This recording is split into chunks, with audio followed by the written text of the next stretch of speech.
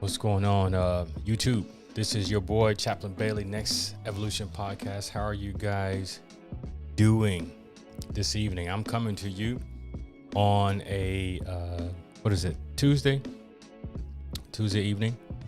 And I just want to take a few minutes to talk about something that came to me earlier today that stuck with me.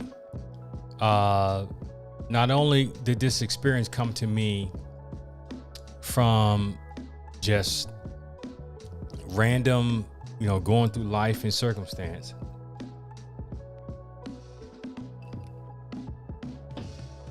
This experience came to me because of what I helped someone to deal with today. I had a conversation with someone who had thought about giving up on their dreams. And as a chaplain and life coach, I want to say that the first thing that is important for us to understand is that we're all going to be tested. Your dreams are going to be tested. Your aspirations are going to be tested. Man, you will have experiences in life where your dreams and aspirations will be tested. Your mettle, as I like to say, your mettle will be tested. And depending on how you handle that situation will determine whether or not you're able to get through that hump you're going through. Now, there's several tests that you go through. Number one, the test of personal doubt. That's the first thing. We all have a test of personal doubt. And personal doubt is when we are tempted to believe that we don't have what it takes to accomplish the dreams that we want to accomplish. So that's the first hurdle that we need to overcome. We need to overcome the test of self-doubt. The second thing we need to overcome is that we need to eliminate people in our lives that magnify our doubt over our belief. Let me say that again. You need to exit the people from your lives who magnify your doubt rather than your belief. So number one, we have to deal with the demon of self-doubt. Number two, you have to get rid of the people in your life who magnify your doubt rather than your belief. Third thing you need to do to get rid of self-doubt so that you can accomplish your dreams. First and foremost, you have to have resiliency. Okay? That's an important concept that we need to understand. If we're going to accomplish our dreams and desires in life, we have to have resiliency. Resiliency is something that we need. You can't succeed. I can't succeed. No one can succeed without resiliency. Years ago, I used to work for my alma mater, TCU, in the athletic department academic center. And let me tell you something that separated the men from the boys and the girls from the women, or the women from the girls. It was resiliency, a person's ability to take a hit and keep going. And that's the same thing I'm telling you right now as your chaplain, as your coach. You have to be able to take a hit and keep going. It doesn't matter. Listen, number one, you and I must accept the reality that people are going to challenge us. People are not going to believe in you. No one's going to believe in you more than you believe in yourself. You have to believe in yourself because no one else is going to believe in you as much as you believe in yourself. So number one, once again, I'm going to say to you that number one, the way that you get rid of the demon of self-doubt is through belief. Number two, you have to surround yourself with people who believe that you can do what you believe you can do. And if you have to stand on an island by yourself, then by God, let it be, right? Because no one's going to listen to me clearly. No one's going to believe in you the way you believe in you. No one's going to make the sacrifices the way you would make the sacrifice. And when you laying in the bed at night and you're thinking about where you are versus where you want to be, you are there by yourself alone with those thoughts, dreams, and ideas. And if you don't make up in your mind that the emotional turmoil, right, the demons of the emotional turmoil that you are experiencing as you are going through trying to accomplish your dreams, that those demons are going to rise up and challenge you in your most vulnerable state, if you're not prepared to deal with that, then you're not prepared to go after your dreams. You're not. You name every person that's successful. And what I mean by success is different for everyone. Whatever success is for you, I don't know. I know what it is for me, but what it is for you, only you know. But you have to know what are the things, the people, the circumstances that are quick to pull you off the success train. And once you're able to identify that thing that is quick to pull you off of the success train, whatever that may be for you, and you're able to face that demon and face that giant as David faced Goliath, and you're willing to look at it even when that demon is telling you you're not going to make it, you're not going to succeed. Maybe you misread God, or you misread opportunity, or you didn't understand what it would take to get through to where you wanted to go. The only thing that lies there is you. You being willing to look that demon in the face and say, you know what? No, I don't know. I don't have what it takes. I don't have everything. But I'm willing to, and here's a big thing with me, I'm willing to believe. Everyone behind me on this wall here are people who believe. They all, Dr. King experienced tremendous amount of persecution. He often talked about how he wanted to, maybe he made the wrong decision because he put his family at threat, physical all the time, a physical threat.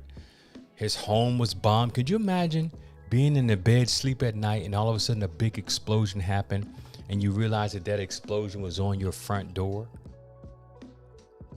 because a person put a bomb out, and your wife and kids were put at danger? Over here you see Rosa Parks. I can't point that. Yeah, there she goes. Rosa Parks. It's a little glare right there. I work on that later, but that right there is, let's see. I'm sorry. Jesus. There we go. That's Rosa Parks. Think about everything that she risked. Think about it, y'all. This woman, these were not people who didn't have knowledge, understanding. These people were college educated. I mean, they were like you and me. Some of them were blue collar workers. They were like you and me. But they took risk of faith. And then you see Maya Angelou, one of the greatest poets and inspirationalists on the planet, right? And then you see Malcolm X right there. Now, why do I have Malcolm there? I'm not getting into the religion. I'm just going to say the reason why I have Malcolm there is because Malcolm made a change. He began to change his perspective the older he got, and he realized that there were Muslims, people who practiced the Islamic faith, who were from all different nationalities. And that's when he began to change his perspective, and when the nation kind of betrayed him because of that, right? So all of these individuals took risk of faith. Dr. James Cone, the great professor of Emory Theological Seminary, who, God bless his soul, wrote a book called A Risk of Faith. That when you are trying to accomplish your dreams and desires and goals, you're going to have a risk. You're going to have to take a risk. That's the only way it's going to work. See? We cannot be afraid to take the risk. So, Chaps, what is the risk? Well, I'll tell you what the risk was for me. The risk was after pastoring for 20 years, I decided I wasn't going to do it anymore because I wasn't fulfilled. I felt like my ministry, my people, the folks that I connected with were so much larger than a local congregation. I would literally drive by buildings, church buildings, and get sick to my stomach. Not because they were doing anything wrong, not because what they were doing wasn't helping people, not because they weren't helping the community, not because any of that. It's because it was because my personal calling, I came to the realization that my ministry was so much bigger than that. And God bless the people, my brothers and sisters. I have many pastor friends who are pastors in local churches. I love what they do. But I realized that like the Spirit was calling, the universe was telling me, God was telling me that that's not for you. That's for someone else. And God created a holy discontent inside of me until I wasn't able to accept that as being all that. Listen, I didn't want to go. I didn't want to live my life and die only serving one group of people in the local congregation for the rest of my life. Now, that's my calling. So I decided to change. And when I made that change, it affected not only my family, it affected a lot of people. And thank God for my wife, who's gracious and she helps me. She's patient with me through this process. But if you don't have that kind of support, you're out there by yourself. And even though you have your family that's supporting you sometimes, you still feel alone because nobody understands what you're going through. Right? No one understands the change, the switch of mind, the switch of purpose, all the switches you had to make in order to begin to do the thing that you feel that you were internally called and commissioned, not just called, but God commissioned to do. And so I want you to think about, lastly, I'm going to say this. So I talked about it that's my son yelling in the background. Y'all forgive me. But listen, my last thing I'm going to say is this. Number one, you have got to get rid of, you got to get rid of the demon of self-doubt, right? You have to get rid of the people in your life that will elevate your doubts over your beliefs. And then the third thing is you have to practice resiliency. Now, resiliency is where a lot of people fail, because resiliency means that you have to prepare yourself for the valley of despair. David says, "Do I walk through the valley in the shadow of death? I will fear no evil." Psalm 23. But thou art with me, thy rod and thy staff comforts me. Thou prepared the table before me, and in the presence of my enemy. My cup runneth over. Surely goodness and mercy will follow me all the days of my life, and I will dwell in the house of the Lord forever. What am I saying? That scripture verse is just a clarion call to you and me that we have to practice resiliency. I work with military people. I work with Navy SEALs, Delta Force people. And you know, a lot of people fell out of the SEALs. Now, I'll be the first to tell you I don't know nothing about that. I just know people who are Navy SEALs and people who are Delta Force. But I've never gone through any training, so I'm not speaking on that. But what they tell me is that everybody who goes to those trainings, they're all studs. They can all run fast. They can all do a lot of pull-ups. They can all do a lot of leg scissors. They can all run, and they can all swim, and they can all do that. But what separates the men from the boys is this. That's what resiliency means to me. If you want to get from the place where you are to where you want to be, you have to practice resiliency. Jay-Z says this, and resiliency is the ability to take a punch and to keep going. Doesn't mean you have all the answers. Doesn't mean you understand it all. Doesn't mean you have it all right. It just simply means that you're ready for the fight, because it is a fight for your life. It is a fight for your life. And I was listening to a guy today on the app, and he was saying that he was chasing out his dreams and he had run into a rough spot where he needed money. And he literally was on an app asking people for money. And I went on the app for a second just to encourage him. And that led me to this point right now. And I'll be honest with you, this is the Next Evolution page. I'm Chaplain Bailey. I don't do YouTube. I'm getting into it. It's new for me. But I want to say this. If you're interested in plugging in, if you're interested in knowing more about how we can motivate and encourage each other to go after our dreams, then join, subscribe. Listen, just hit the button, subscribe, and whenever we're about to do a talk, you'll be notified. That's all it costs you. But I want to leave you with this. You have to expect hardship. If you expect hardship, then you're better prepared to deal with it when it comes. When you expect hardship and you act as though you didn't expect it coming or you didn't anticipate it, you don't know how to deal with it, and it can unearth you. However, if you determine in your heart and mind that you're going to go through hardship and you're willing to go through it in order to accomplish your dreams, in order to accomplish your desires, and you build fail-safes. What are fail-safes? Things that will motivate you when you are negative. Affirmations, prayers, talking to the right people, getting connected with a group on social media. One of my favorite groups that I get connected with is on Clubhouse. It's called Debate the News with Jerry, Malcolm, Jonathan Bing, Grant Cardone. It's just fun. It fun's because it lets me sort of breathe a little bit, don't take myself too seriously, and then keep plotting and keep planning and go on to the next day.